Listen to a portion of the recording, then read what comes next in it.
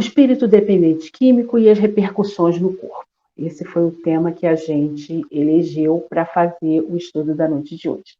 Nós iremos começar falando sobre o livro Céu e Inferno, que talvez alguns de vocês conheçam, ou pode ser que nunca tenham ouvido falar. O livro Céu e Inferno é um dos livros da codificação de Allan Kardec. E aí, nesse livro, nós temos alguns relatos de espíritos que passaram para o mundo espiritual e retornam algum tempo depois para trazer a sua vivência. E Kardec, na sua imensa sabedoria, separou esses espíritos, classificou-os por sofredores, suicidas, espíritos felizes, entre outros. Nós escolhemos para falar brevemente sobre 3 espíritos, na verdade, para dizer o que eles trouxeram de mais essencial para o nosso estudo da noite de hoje. Então, assim, primeiro o espírito Augusto Michel. Ele fez a comunicação dele em Harvard em 1863. E ele era um rapaz jovem, que desencarna muito jovem em um acidente de carruagem, onde ele tinha uma boa vida, como muitos desses rapazes que nós conhecemos, gostava de farra, de bagunça, de uma boa bebida, de uma noitada. Na época, provavelmente tinha outro nome, mas enfim. Quando ele passa para o plano espiritual, ele passa durante um bom tempo se sentindo ainda preso ao corpo. E uma fala que ele trouxe para mim, que para mim foi bastante significativa, ele diz assim: fui no mundo um ser inútil. Não fiz uso algum proveitoso das minhas faculdades. A fortuna serviu apenas à satisfação das minhas paixões, aos meus caprichos de luxo e à minha vaidade. Não pensei senão nos gozos do corpo, desprezando os da alma e a própria alma. Então, Augusto Michel foi um desses irmãos que, ao passar para o plano espiritual, se deram conta de que ele levou a encarnação de uma forma bastante leviana. O título da explanação sobre ele é Exprobrações de um Boêmio. Foi uma publicação que foi em Bordeaux, abril de 1862. Ele era um homem, como o nome diz, boêmio, tinha uma boa vida, passou a vida tendo oportunidades diversas por conta da posição social dele, mas, apesar disso, a opção dele era viver na farra, na boemia, com muitas mulheres. Quando ele vem trazer a comunicação, ele já havia tido uma compreensão bem particular em relação ao que ele da última encarnação dele, e ele já estava naquilo que os espíritos nos ensinam, que é a fase do arrependimento. E nesse processo, a frase que eu elegi para trazer dele, ele fala assim: homens, meus irmãos, eu vivi só para mim, e agora expio e sofro. Quem quiser saber mais, ele traz depois outras falas onde ele coloca o processo evolutivo dele no plano espiritual, porque isso é um aspecto interessante da escrita de Kardec. Ele coloca algumas fases de alguns desses espíritos e como no plano espiritual, depois de eles serem socorridos pela equipe que trabalha ali com Kardec ou outras equipes, eles vão, digamos assim, aprendendo e evoluindo numa série de questões. E o outro ponto, e a outra pessoa o outro espírito que traz a comunicação, ela chama Claire. Ela deu a comunicação na Sociedade de Paris em 1861. Era uma mulher, como os próprios espíritos falam, que viveu feliz na sociedade parisiense. Era festeira, tinha uma boa família, como eles mesmos dizem, era aquela que muitos invejariam a vida que ela tinha, porque ela era considerada feliz pelos que conviviam e partilhavam da intimidade dela. Porém, quando ela chega no plano espiritual, ela passa um bom tempo presa, digamos assim, àquilo que eles chamavam de trevas. E aí ela não via e não conseguia falar com quase ninguém e vai ficando angustiada com isso. Então, quando ela é socorrida na Sociedade Espírita de Paris, eles começam a levar alguns esclarecimentos e aí a fala dela é a seguinte: a minha desgraça aumenta dia a dia, proporcionalmente ao conhecimento da eternidade. Ó miséria! Malditas sejam as horas de egoísmo e inércia nas quais, esquecida de toda a caridade, de todo o afeto, eu só pensava no meu bem-estar. Não me agradeças esses conselhos. Depois ela começa a falar um pouco sobre essas questões e as pessoas a agradeciam. Como eu disse, eu não copiei tudo. E ela fala, porque se o meu espírito os concebe, os conselhos são exatamente esses. O quanto ela estava infeliz naquele mundo porque não tinha sido capaz de praticar caridade. Então, porque se o meu espírito os concebe, o coração nunca os ouviu. E esse é um ponto. Aquilo que nós sabemos racionalmente, porque já ouvimos de outras vezes, e que o coração não concebe, não aceita, não acata. Os três têm uma característica em comum: o egoísmo. E é o egoísmo o ponto de partida para o estudo das drogas, da dependência química e do alcoolismo. Kardec, também, no Livro dos Espíritos, nos traz como resposta dos espíritos que o maior vício que os seres humanos têm é o egoísmo. E dessa forma, ele ensina para a gente que enquanto o egoísmo não for extirpado do coração humano, nós, enquanto sociedade, enquanto coletividade e individualmente, não conseguiremos usufruir de alguma felicidade, pois ele sempre fará com que as nossas ações e os nossos comportamentos sejam prioridade em detrimento do outro. Mas, voltando, focando no tema que nós queremos trabalhar na noite de hoje, vamos passar a ideia de que o espírito é soberano. Então, o fato do espírito ser soberano significa que ele determina o destino, constrói a própria vida a partir das escolhas que faz. Porém, para fazermos escolhas, as fazemos em cima das nossas histórias, das nossas convicções, do que nós vivemos. E aí, eu queria fazer uma pequena leitura para vocês de um trecho retirado do Evolução em Dois Mundos, o livro de André Luiz, onde ele diz para a gente assim: o corpo espiritual e o corpo o corpo espiritual que modela o corpo físico e o corpo físico que representa o corpo espiritual constituem a obra de séculos numerosos, pacientemente elaborado em duas diferentes esferas da vida, a se retomarem no berço e no túmulo com as instruções, com a orientação dos instrutores divinos, que supervisionam a evolução terrestre. O veículo do espírito, além do sepulcro, no plano extrafísico ou quando reconstituído no berço, é a soma de experiências infinitamente repetidas, avançando vagarosamente da obscuridade para a luz, como nós havíamos falado. Porém, ele continua: nele situamos a individualidade espiritual, que se vale das vidas menores para afirmar-se e das vidas menores que prestam serviço, dela recolhendo preciosa cooperação para crescerem a seu turno, conforme os inelutáveis objetivos do progresso. Agora vamos entender o que ele quer nos dizer com isso. Então, o espírito, ele é determinante. É ele quem constrói a própria vida.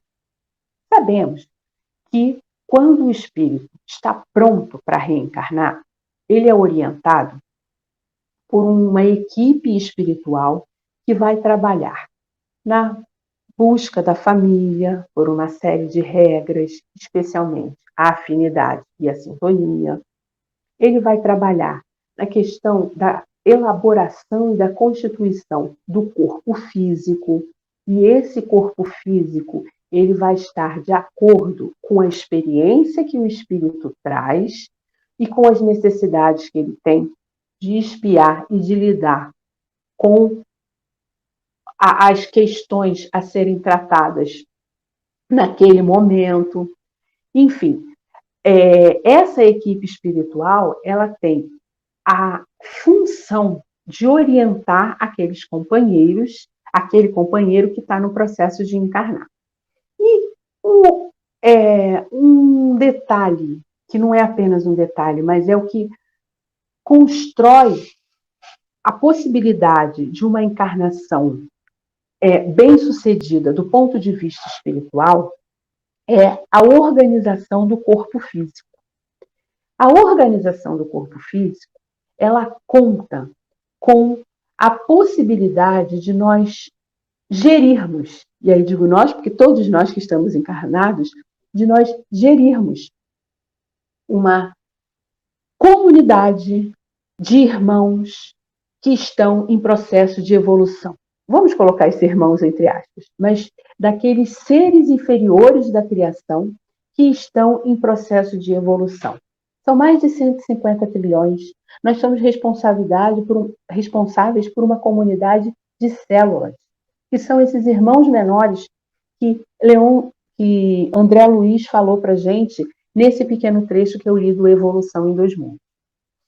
E aí, quando a espiritualidade trabalha para qualquer um de nós reencarnar,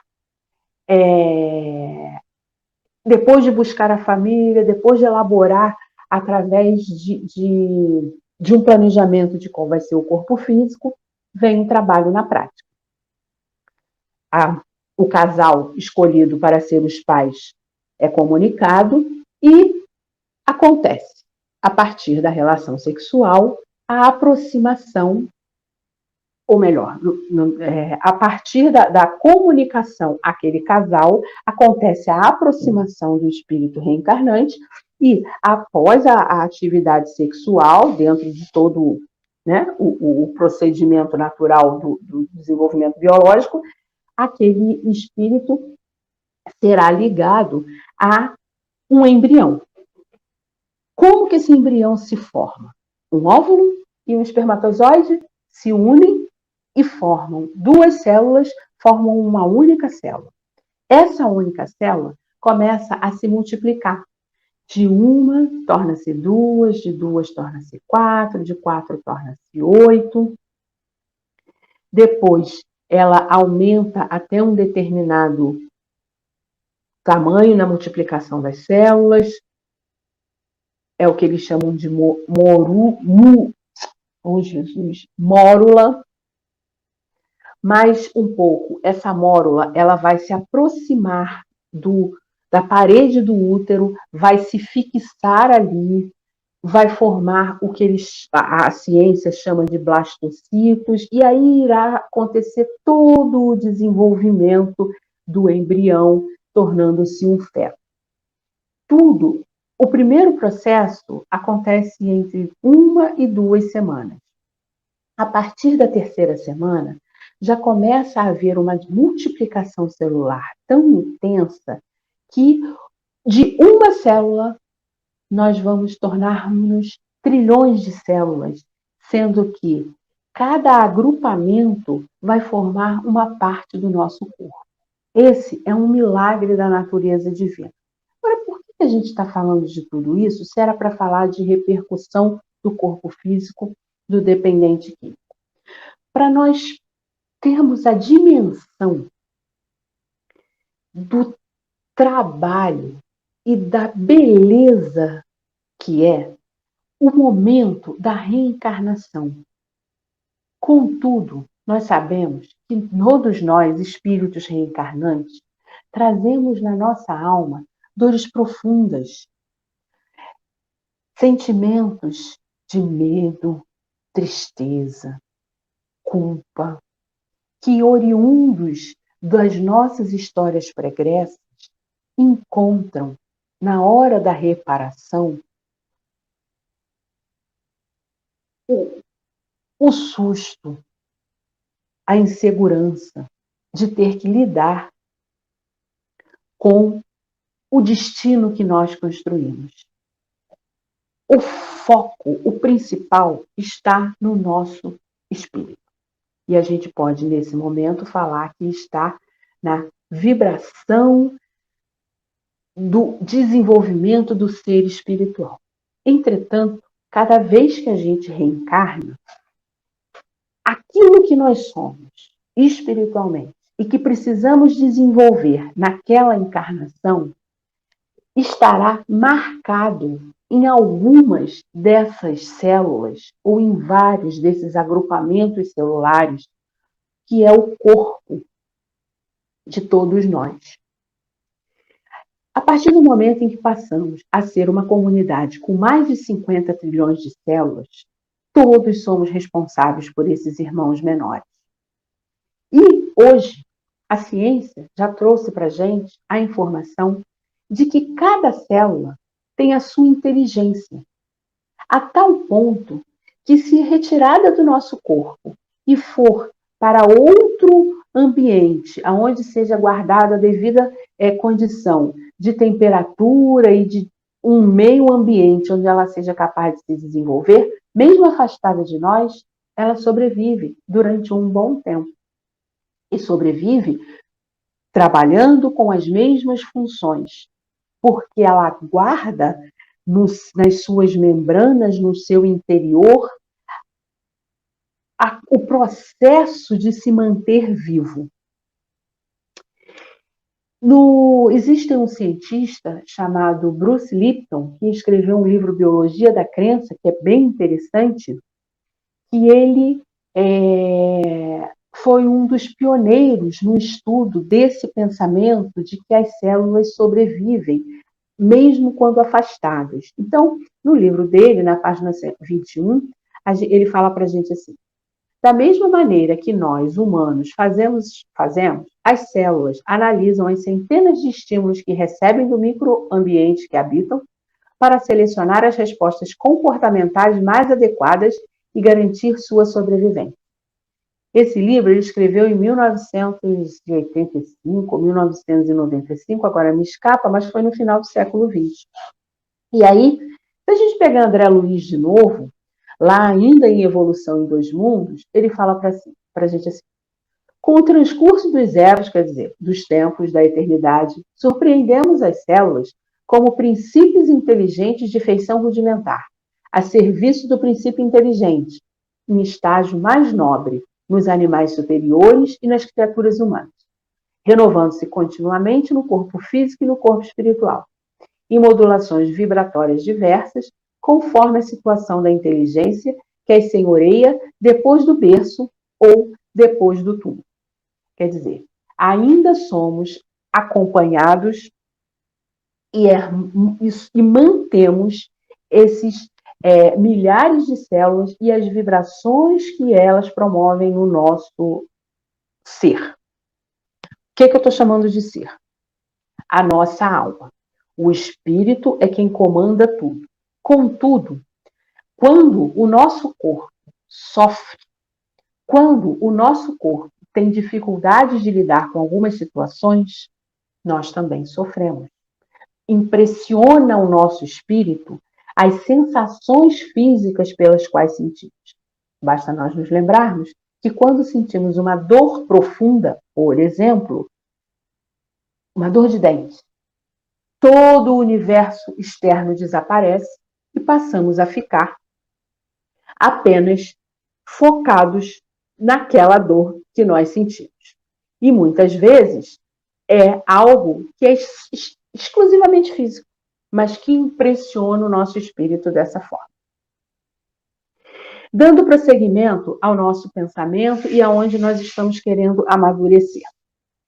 No livro Libertação, também de André Luiz, ele vai falar para a gente que o espírito encarnado, ele respira numa zona de vibrações lentas, enfaixados num veículo constituído de trilhões de células, que são outras tantas vidas microscópicas inferiores. Cada vida, porém, por mais insignificante, possui expressão magnética especial. Só para corroborar o que eu estava falando, que é um pensamento da doutrina espírita, e a ciência hoje já tem comprovações disso que a gente está falando. A vontade, não obstante condicionada por leis cósmicas e morais, inclinará a comunidade dos corpúsculos vivos que permanecem a seu serviço por tempo limitado. Então, nós temos um tempo para sermos os gerentes dessa comunidade de mais de 50 trilhões de células. Abstendo-nos de mobilizar a vontade, seremos invariavelmente joguetes das circunstâncias predominantes no ambiente que nos rodeia. Contudo, tão logo deliberemos manobrá-la, é indispensável resolvamos o problema de direção, porquanto nossos estados pessoais nos refletirão a escolha íntima. Existem princípios, forças e leis no universo minúsculo, tanto quanto no universo macrocósmico. E hoje nós já sabemos que somos governados. Da mesma forma, as leis que funcionam no sistema macro são as leis que funcionam no sistema micro. O que isso significa? Somos atraídos, vivemos de acordo com o que nós pensamos e o que nós construímos, elaboramos o nosso destino, fazemos escolhas. A doutrina espírita nos ensina que o livre-arbítrio ele é melhor refletido quando nós entendemos que o utilizamos de forma mais ampla no plano espiritual ao fazer o nosso processo reencarnatório. E também já sabemos que a maioria de nós, habitantes medianos do planeta Terra, somos já responsáveis pelo nosso planejamento reencarnatório. Claro, amparado e tutelado por espíritos maiores. Dessa forma, tudo aquilo que nós escolhemos passar foi deliberação nossa. Não foi deliberação um ser humano ser dependente químico. Isso é uma contingência da vida em que ele está cumprindo. De que forma? Ao chegar no plano e ter tudo isso para administrar, inclusive as suas sensações, o seu corpo, muito provavelmente, já traz impresso a possibilidade da dependência química ou do alcoolismo. Entretanto, as escolhas são ou não reiteradas pelas condições que ele vai ter de enfrentar as situações. Por exemplo, uma criança, quando chega na adolescência, digamos que seja um jovem extremamente tímido e descobre que depois de beber algumas doses de alguma substância alcoólica, uma cerveja ou algo um pouco mais potente, ele se desinibe. Se os recursos educativos, se as possibilidades dele de desenvolver aquele processo reencarnatório não estiverem solidificadas no seu íntimo, é possível que ele escolha aquele uso de substância como uma possibilidade de se sentir bem, de perceber que pode se doar, ou melhor, pode funcionar melhor utilizando aquela substância alcoólica. E assim com outras drogas.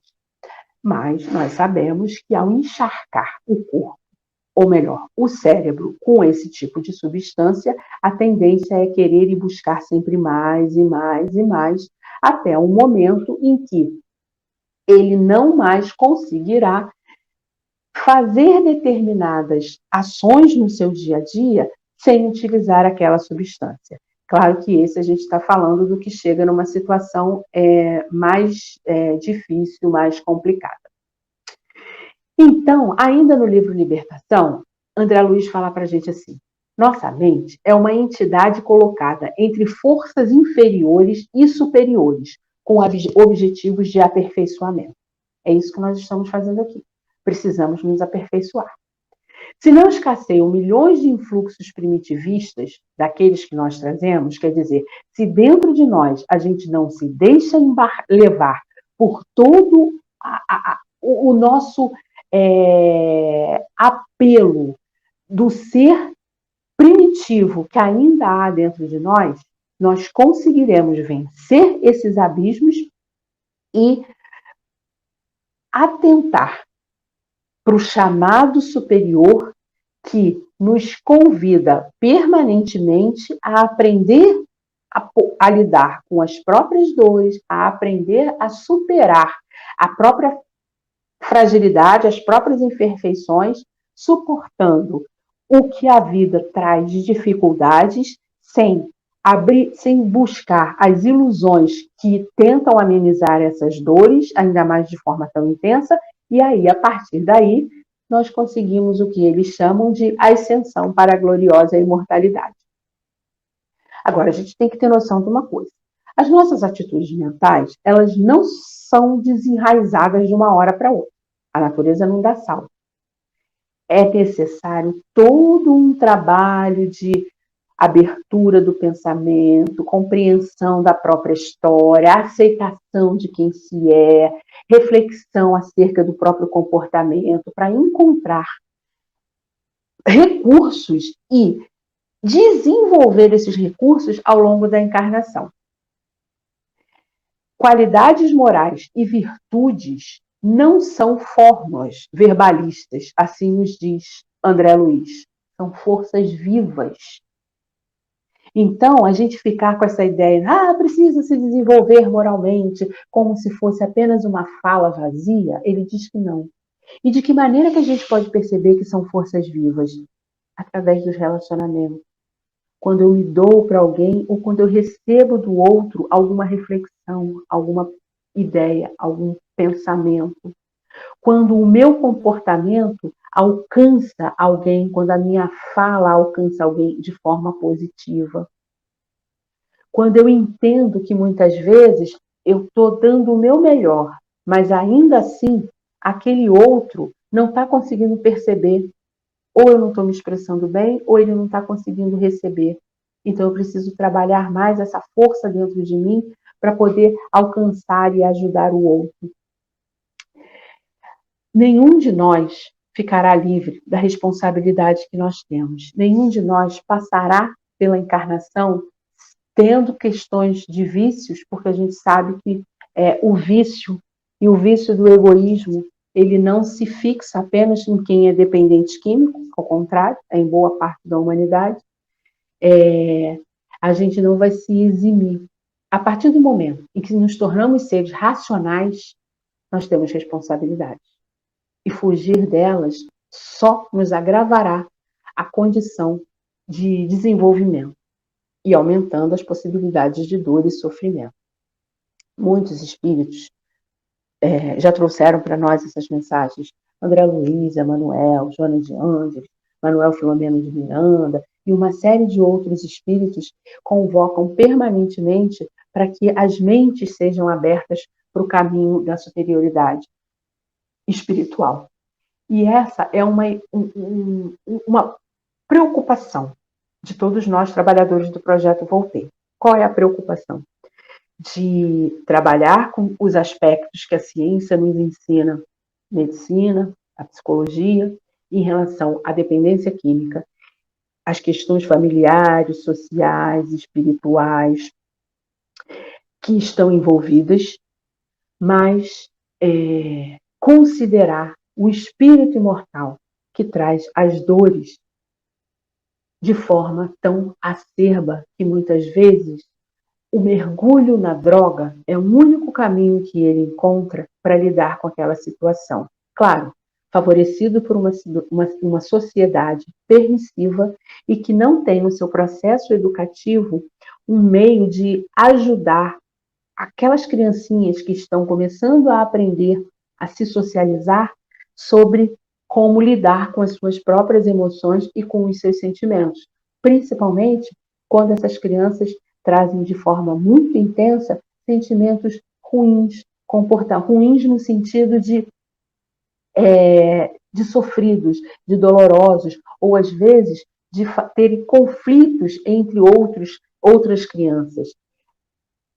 O processo educativo, invariavelmente, trata de punir e reprimir aquele impulso, mas não ajuda a criança ou o jovem a entender e a absorver aquilo como sendo algo que é seu e que precisa ser superado e não reprimido.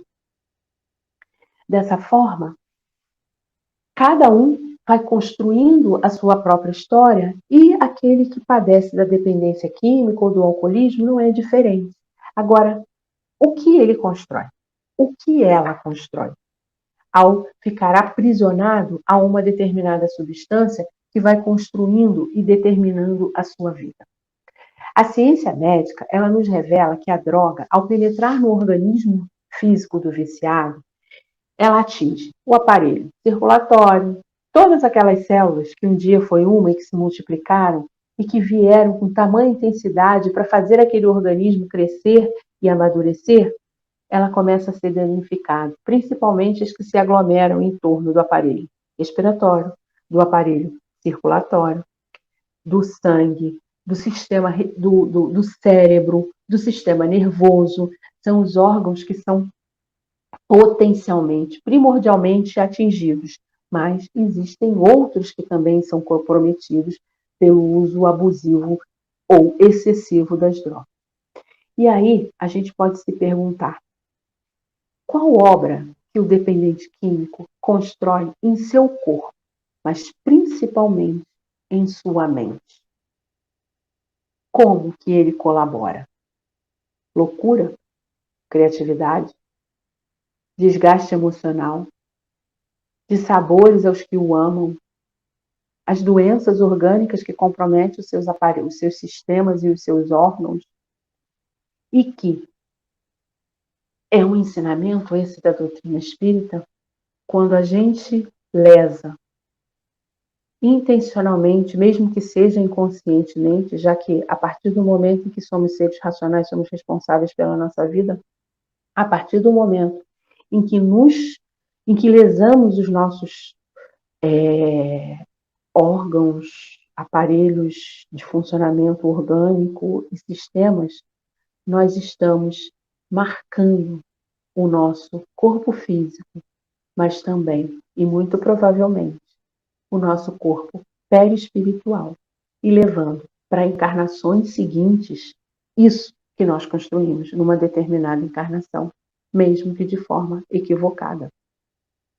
O Evangelho tem diversas passagens onde Jesus ensina, e a própria Bíblia, no Antigo Testamento, que a cada um é dado segundo as suas obras. O vício, a compulsão, a dependência, promove um prazer imediato. E é isso que é cada vez mais ensinado e estimulado aos nossos jovens, em detrimento de um esforço, de uma renúncia, muitas vezes, para a busca de algo mais elevado. E aí cabe-nos ver, como adultos, como profissionais da área de saúde, ou como familiares, como mães, pais, avós, tios, quais as condições que nós estamos tendo em nós de elaborar e de ajudar outros irmãos a lidarem com essa questão da dependência química. Eu queria levantar um ponto que eu acho que é pertinente nesse momento que a gente está vivendo, de uma época de isolamento social devido ao Covid-19 e esse processo pandêmico, que é a ideia de que estamos hoje, todos, a humanidade de uma maneira geral, à mercê de um vírus. O que é um vírus? É um ser invisível, tanto que a gente não vê quando se contamina, que invade as nossas células e, a partir daí, ele passa a ser, digamos assim, o senhor da nossa célula. Ele passa a comandar aquela célula onde ele se instala. E, para uns, traz um acometimento orgânico grave, para outros mediano e para ainda outros quase não há alteração. A ciência já há muito que vem estudando a importância do equilíbrio emocional, do equilíbrio espiritual diante de uma série de doenças, e essa não é diferente. Entretanto, a pandemia, graça já há alguns meses aqui no nosso país e um pouco mais no mundo, devido a essa instabilidade que a humanidade vem passando já há bastante tempo. Mas, pelo menos os dados que constam no que pude apurar pela internet, ofertados pela OMS, é que desde o início da pandemia até ontem, quando eu fiz a pesquisa, cerca de 500 mil pessoas já haviam desencarnado no mundo como fruto da pandemia do Covid. A gente pode dizer que provavelmente nos últimos 6 meses, contando que estamos no meio do ano e meio ano. Sabemos que a situação é grave, é difícil, muitas famílias têm sofrido, e que o aumento, ele às vezes não é de ir dobrando, é um aumento muito mais grave, mas os espíritos já vêm avisando para todos nós, principalmente quem tem contato com as obras espirituais dos autores que eu citei anteriormente, especialmente Manuel Filomeno de Miranda, no livro Transtorno Psiquiátrico, uma psicografia de Divaldo, que existe uma pandemia de transtornos mentais. Não é exatamente um vírus que se instala e se apropria das células, mas é um desequilíbrio mental numa grande parte da população. E aí os dados, falando de questões anuais, eles são aterrorizantes. Eles dão conta de que cerca de 750 milhões de pessoas no mundo padecem de transtornos mentais. Dessas, cerca de 800 mil por ano se suicidam. 243 milhões de pessoas fazem uso de drogas ilícitas, fora as lícitas, tipo álcool. E que 3 milhões, em torno de 3 milhões de pessoas morrem por causa do álcool.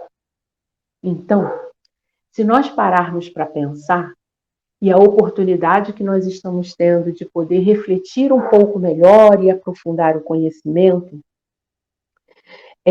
nos faz perceber o quão grave é o momento que nós vivemos pelo Covid-19, mas por toda essa série de doenças. Isso para nós não entrarmos na questão das doenças cardiovasculares, que, com o conhecimento que a doutrina espírita nos traz, sabemos que não são doenças, digamos assim, desconectadas do ponto de vista do pensamento e das emoções. Ao contrário, muitas pessoas que morrem de doenças cardiovasculares sofrem de ansiedade profunda, depressão, entre outros, mas acabam sendo contabilizados em outra categoria.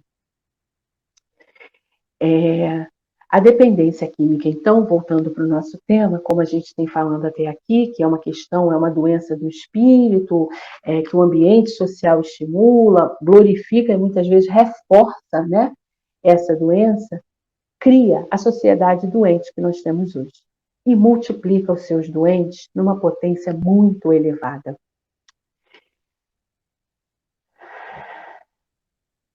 Não vamos nos esquecer ainda, para nós irmos caminhando para a conclusão do nosso raciocínio, que além das drogas ilícitas e do álcool, as drogas lícitas que são multiplicadas pela farmácia, pela indústria farmacêutica, e que muitos são dependentes dela. Não deixa de ser uma forma de dependência química também, né? Diante do que nós temos observado e pudemos estudar por conta de todo esse processo de adoecimento. Mas vamos lá. Tem uma frase de Jesus que está em Apocalipse 3:20 que fala assim: Eis que estou à porta e bato.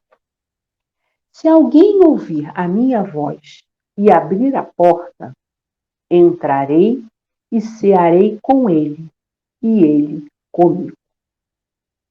Literalmente, essa expressão do Cristo pode ser entendida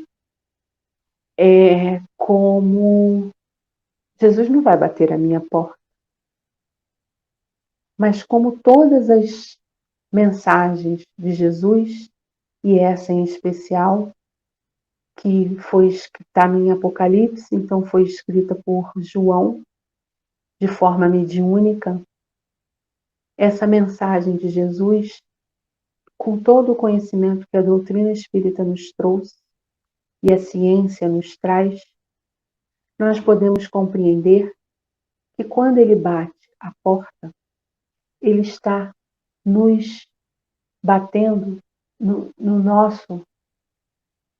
na nossa porta espiritual, na nossa abertura, a nossa janela para o mundo espiritual.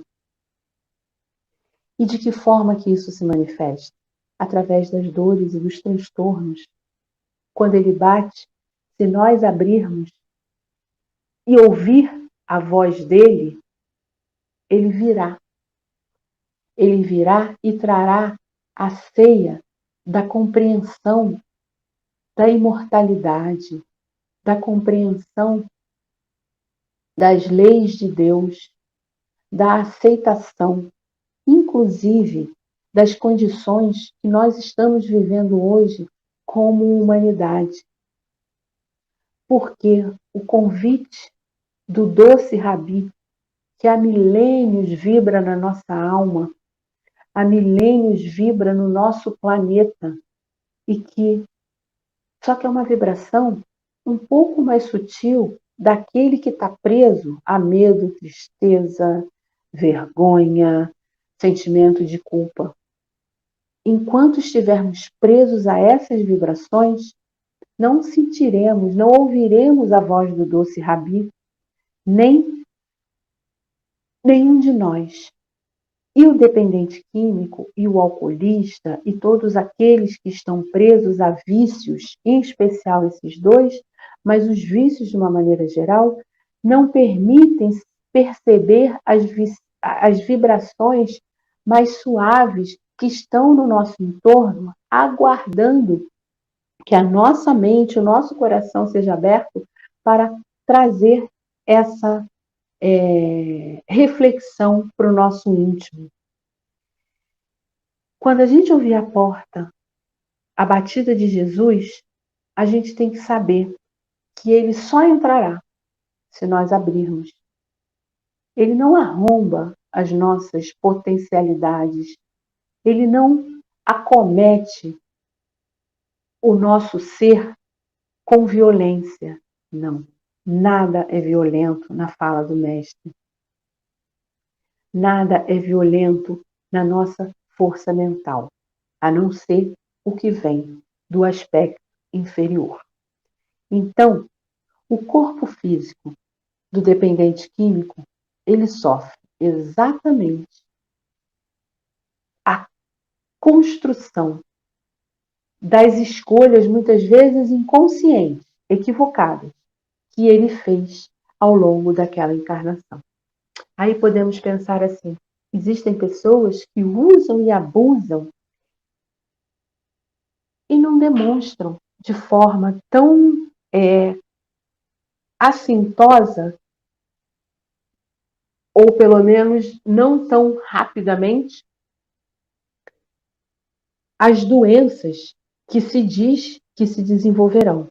E existem outros que tão jovens, rapidamente, ao começar a utilizar alguma substância, passam a desenvolver ou doenças orgânicas ou transtornos mentais graves.